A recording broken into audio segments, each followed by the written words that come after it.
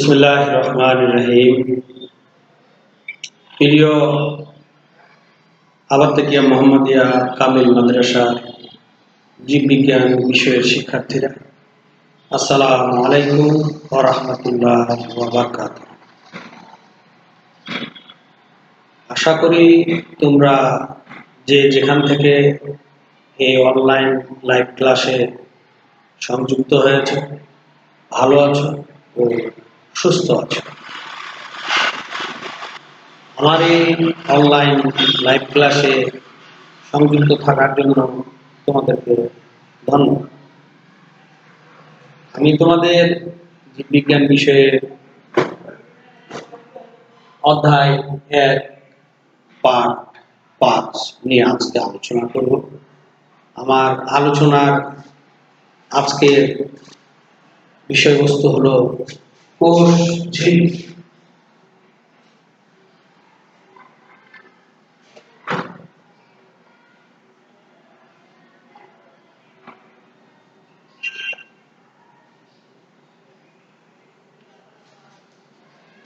বিষয় হলো কোষ ঝিল্লি। কোষ ঝিল্লিকে ইংরেজিতে প্লাজমা মেমব্রেন বলা হয়।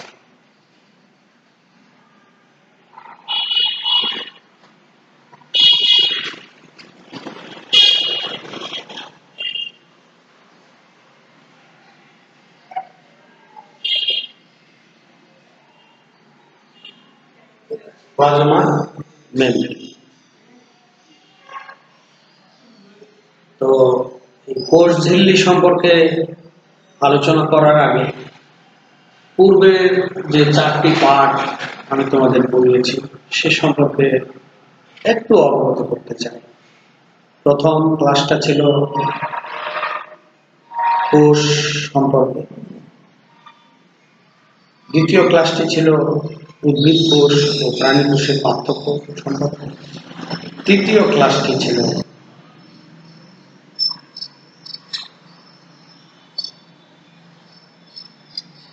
কোষের গঠন, চতুর্থ পাঠ অর্থাৎ চতুর্থ ক্লাসটি ছিল কোষ প্রাচীর।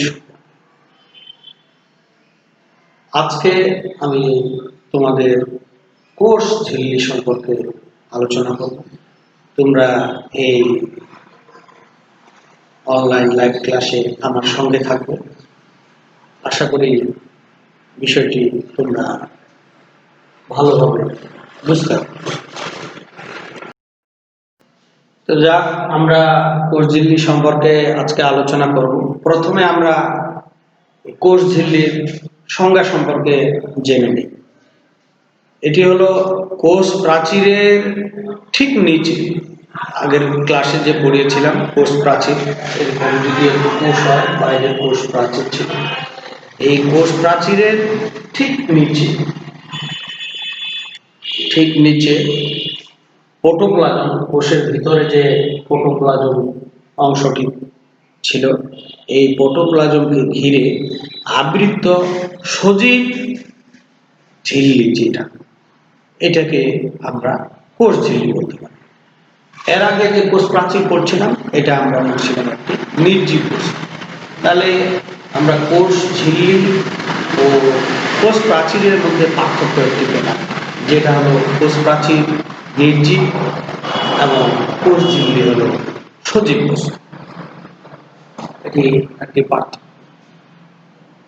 এই প্লাজমা মেমব্রেনের সংজ্ঞা আরো বিভিন্নভাবে বলা যেতে পারে। যেমন আরেকটা বলা যেতে পারে যে ওই উদ্ভিদ কোষ এবং প্রাণী কোষের বিদ্যমান কোষের সুনির্দিষ্ট আকৃতি, গঠন, জটিলতা,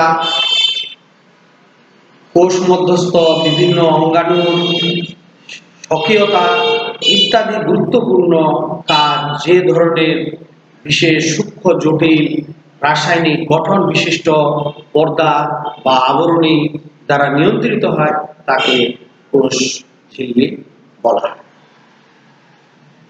এই কোষ ঝিল্লিটির আরো বিভিন্ন ধরনের নাম আছে, যেমন কোষ ঝিল্লিকে ইংরেজি শব্দ বলছিলাম প্লাজমা মেমব্রেন বলা হয়, এইটাকে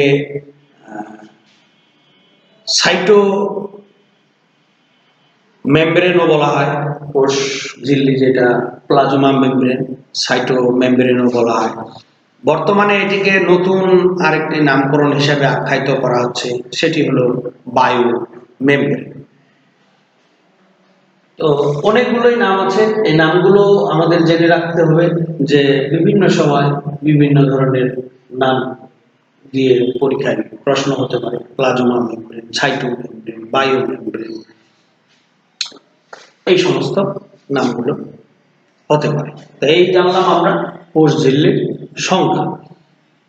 এই কোষ ঝিল্লিটি কোষের যে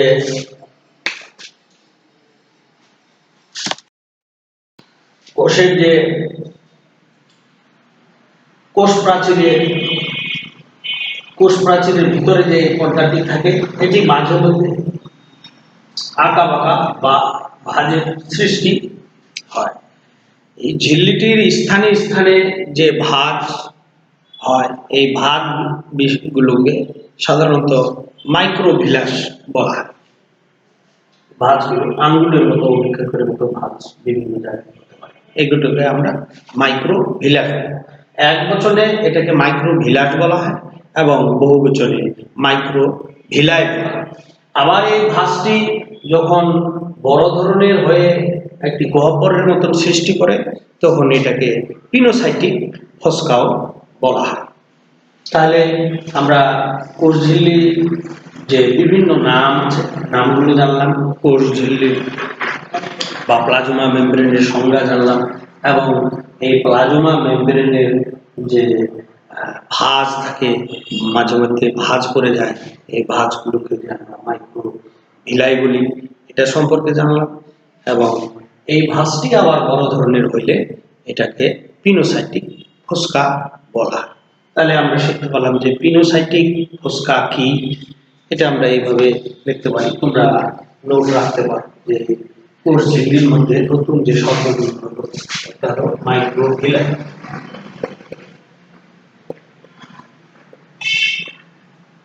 মাইক্রোভিলাই, পিনোসাইটিক ফসকা।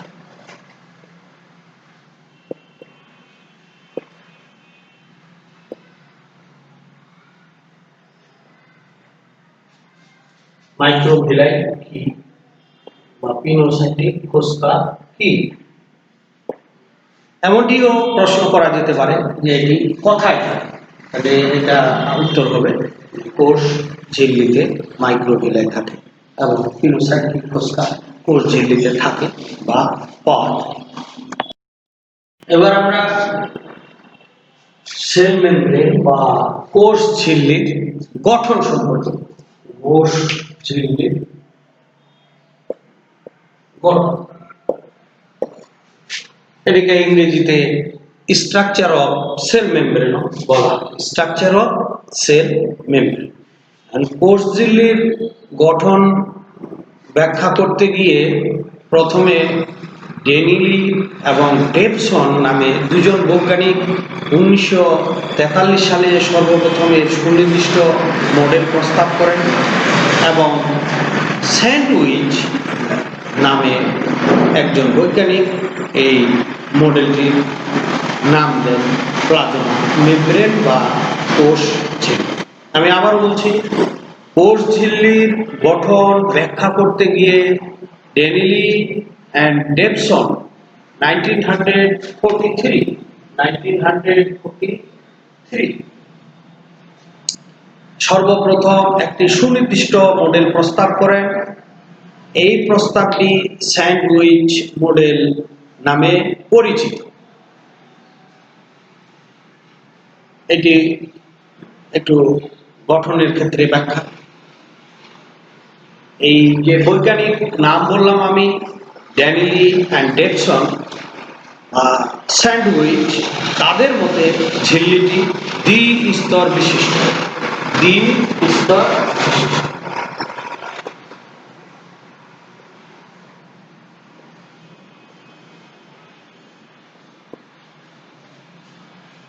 দ্বি স্তর বিশিষ্ট এবং প্রতি স্তরে প্রোটিন মলিমূলকলা, অর্থাৎ একটি করে। গ্রিক শব্দ মনো মানে এক, তোমরা আগের ক্লাসে পড়েছো। এর উপর স্তর আছে এবং দ্বিস্তর বিশিষ্ট ঝিল্লির উপর ও নিচে প্রোটিন স্তর। এটি আমি যদি ছবি দিয়ে তোমাদেরকে বুঝাই তাহলে জিনিসটি ক্লিয়ার হয়ে যাবে। আমি একটু ছবি একটা আঁকাচ্ছি, লক্ষ্য করো।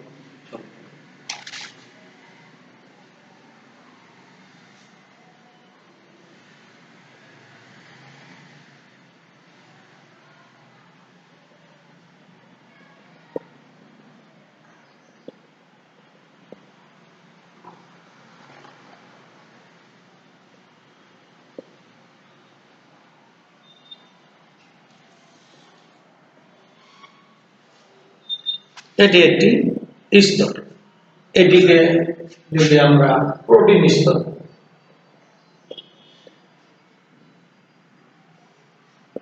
এটি একটি প্রোটিন স্তর। অপরদিকে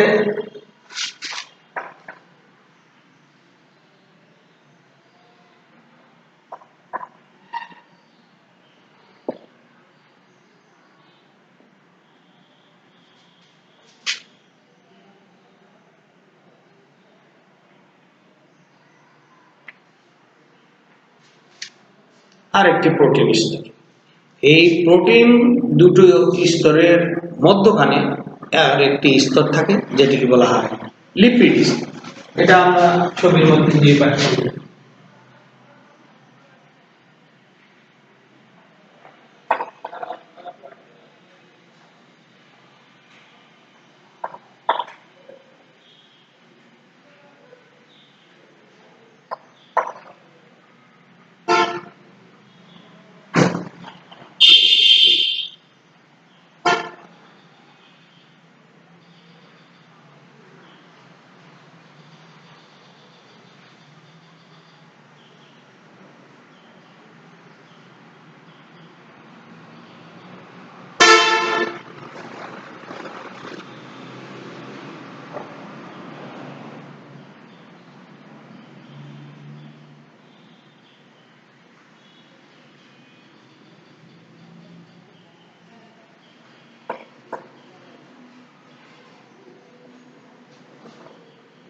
এই দুটি এটির নাম লিপিড।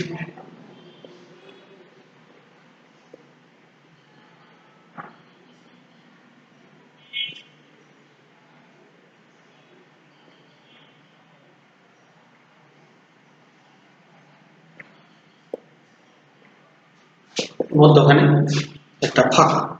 তাইলে আমরা দেখতে পেলাম যে স্তর দুটো এই ঝিল্লিটার গঠন, একটি হলো প্রোটিন স্তর আর একটি হলো লিপিড স্তর। প্রোটিন লিপিড, লিপিড প্রোটিন, এইভাবে স্তরটি গঠিত। এটা ড্যানিয়েল এবং ডেভসন যে কোষ ঝিল্লির মডেল দিয়েছে সেই মডেলটি অনুযায়ী এটা পুরু কোষ ঝিল্লির পুরুটা দুটো যদি দেখি তাহলে মোট পুরু বা ব্যাস হলো 75 m²। 75 m², সম্পূর্ণ কোষ ঝিল্লিটির ব্যাস। এটাকে যদি আমরা এভাবে বিভক্ত করতে পারি, লিপিড স্তরটা এটা যদি হয় স্ট্রং এবং এটা লিপিড বিশাল, আর দুপাশে দুটো যেটি প্রোটিন স্তর থাকে এটা হলো 35 m²।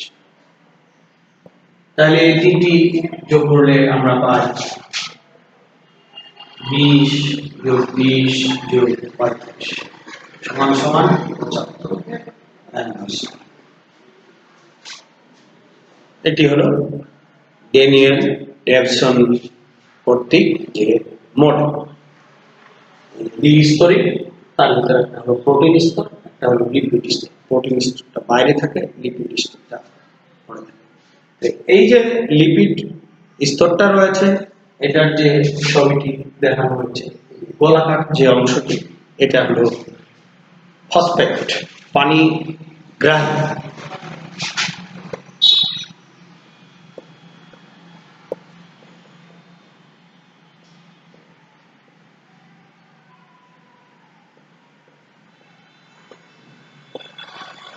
এটা পানি শোষণ করতে পারে। আর একটি যেটি আছে এটি হলো ফ্যাটি অ্যাসিড।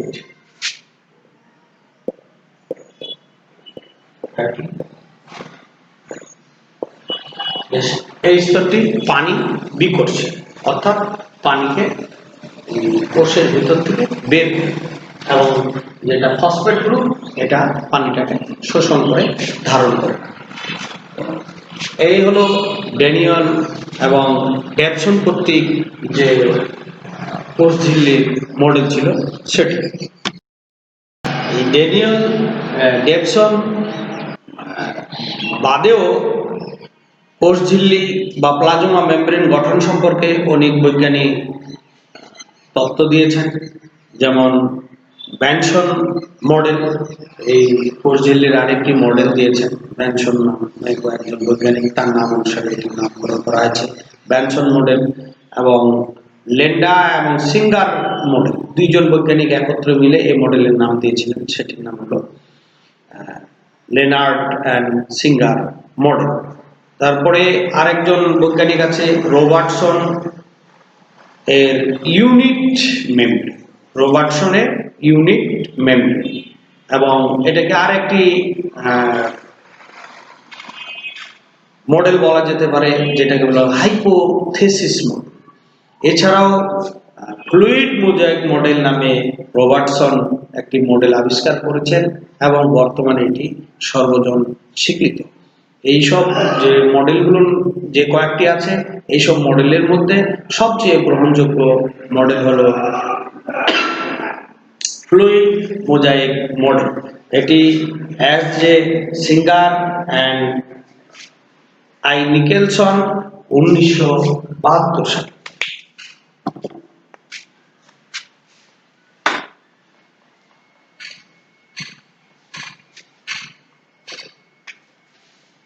এস জে নিকেলসন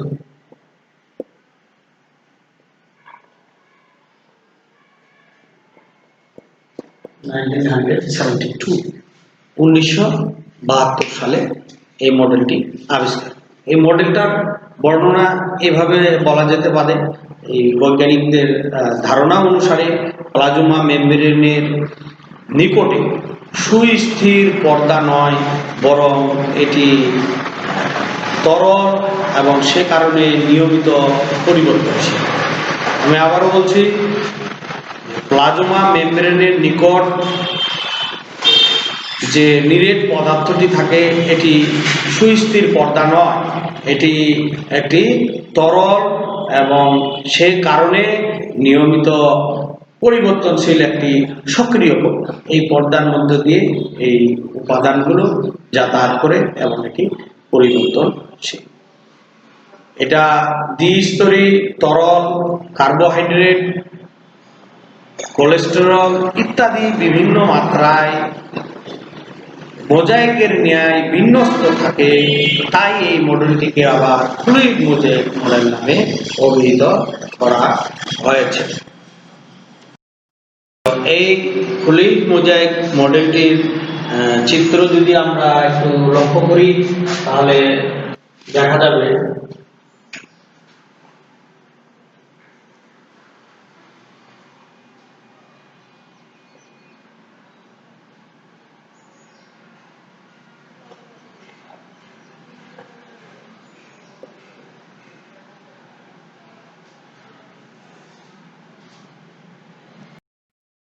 তোমরা ছবিটির দিকে লক্ষ্য করো, এখন এর আগের যে ছবি ছিল সেটারই এটি একটি লিপিড, উপরে ছিল প্রোটিন, এটা এখানে জমা হয়েছে গ্লাইকোপ্রোটিন, এবং মধ্যখানে দুটি যে স্তর আছে এটি হলো ফসফোলিপিড স্তর, এবং এই ফসফোলিপিডের স্তরটি হলো পানি বিকর্ষী প্রান্ত এবং অপরটি হলো পানি আকর্ষী প্রান্ত। আর দুটো প্রোটনের মধ্যখানে যে ফাঁকা অংশটুকুন আছে এটি হলো একটি চ্যানেল, এটার মধ্য দিয়ে অন্যান্য পদার্থগুলো যাতায়াত করে। এই দিকটা হলো কোষের অভ্যন্তর দিক এবং এই পাশের অংশটি হলো কোষের বহির্ভাগ দিক। এবং এই অংশগুলো হলো পানি আকর্ষী মস্তক। এই ছবিটি হলো ফ্লুইড মোজাইক মডেলের একটি ছবি। এই ফ্লুইড মোজাইক মডেলের মধ্যে তরল ফসফোলিপিড অনেকটা সাগরে ভাসমান হিমশিল, অর্থাৎ আইসবার্গ, তোমরা নাম শুনেছ।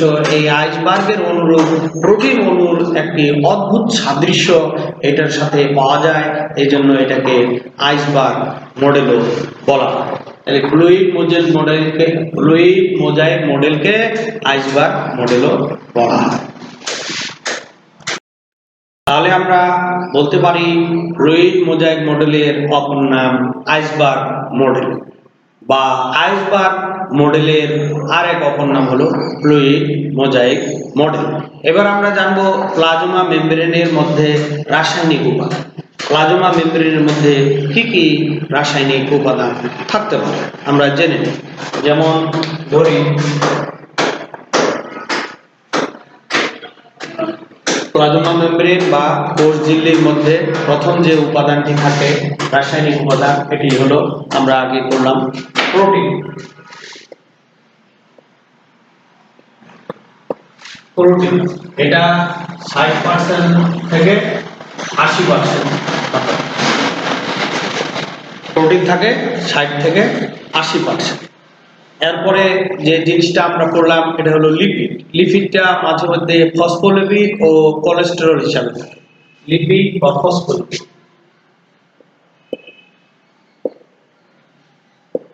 লিপিড অথবা ফসফোলিপিড, এটা এই কোষ ঝিল্লির মধ্যে 20 থেকে 40%।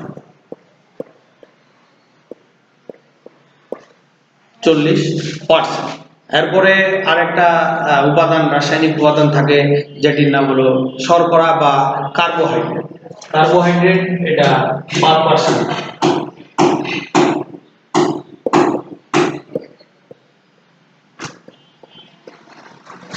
যেটি 5%। এরপরে এনজাইম,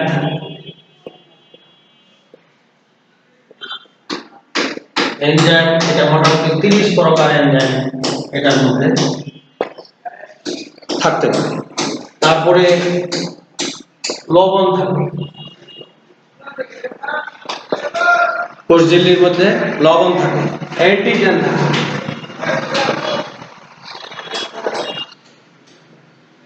অ্যান্টিজেন। এছাড়া পানি তো আছে, পানি। এই সমস্ত রাসায়নিক উপাদান নিয়ে কোষ ঝিল্লি গঠিত। এবার আমরা পড়ব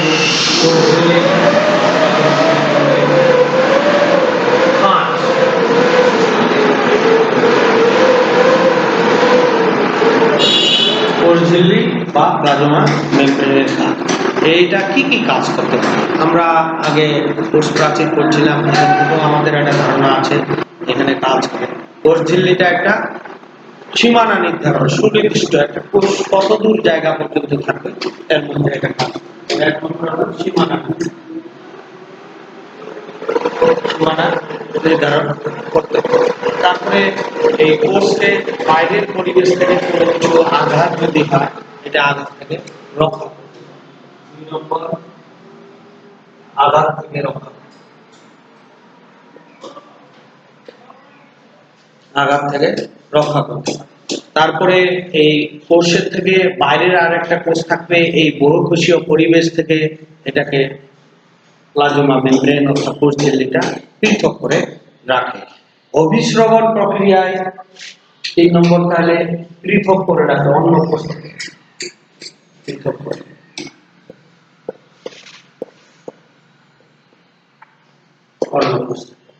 4 নম্বরে অভিস্রবণ প্রক্রিয়ায়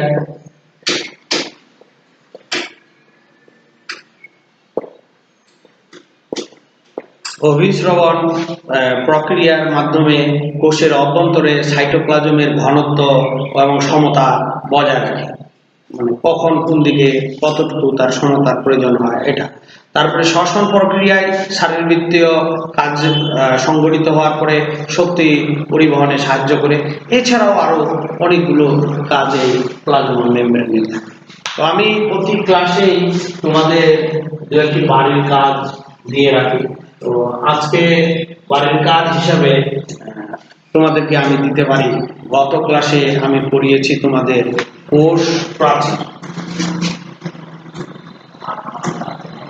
কোষ প্রাচীর আজকে পড়ালাম কোষ ঝিল্লি বা প্লাজমা মেমব্রেন। এই দুটির মধ্যে পার্থক্য, এই কোষ প্রাচীর এবং কোষ ঝিল্লির মধ্যে কি কি পার্থক্য তোমরা বাড়িতে বই থেকে সংগ্রহ করে কমপক্ষে 5টি করে পার্থক্য নির্ণয় করার চেষ্টা করবে। তো আজকের ক্লাস এই পর্যন্তই, আবার দেখা হবে তোমাদের সঙ্গে আগামী পার্ট 6 অধ্যায় 1 থেকে পার্ট 6 সাইটোপ্লাজমীয় অন্যান্য অঙ্গাণু। এ পর্যন্ত তোমরা বাসায় থাকবে এবং স্বাস্থ্যবিধি মেনে চলবে, সুস্থ থাকবে। তোমাদের সকলের সুস্বাস্থ্য কামনা করে আমি আজকে এই ক্লাসটি শেষ করছি। আল্লাহ হাফেজ। আসসালামু আলাইকুম ওয়া রাহমাতুল্লাহি ওয়া বারাকাতুহু।